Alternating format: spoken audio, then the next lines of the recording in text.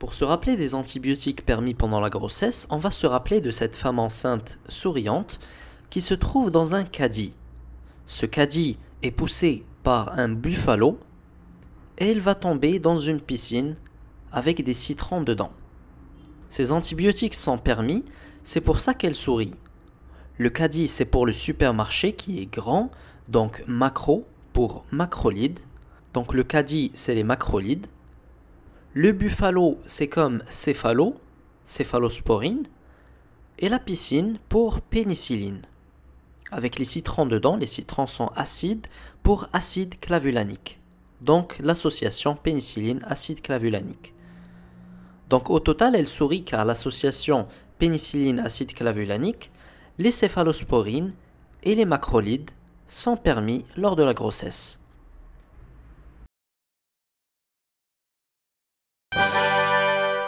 Maintenant pour les antibiotiques utilisables en cas de nécessité seulement. Juste avant qu'elle tombe, il y a Minus du dessin animé Minus et Cortex. Il essaye avec une allumette de faire évaporer l'eau de la piscine. Minus pour les aminusides. Et l'allumette brûle grâce au sulfite à son extrémité. Sulfite comme sulfamide. On utilise les aminusides et les sulfamides en cas de nécessité seulement car ils peuvent avoir des conséquences sur le fœtus. Les aminosides causent des troubles auditifs, d'où les grandes oreilles de Minus, et les sulfamides causent un ictère néonatal, d'où la couleur jaune du feu.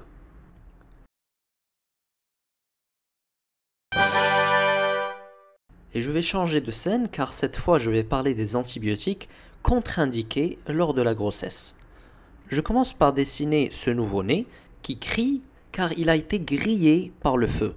C'est pour ça qu'il est gris. Gris pour syndrome gris néonatal. Et le feu car c'est causé par les feux Nicolet.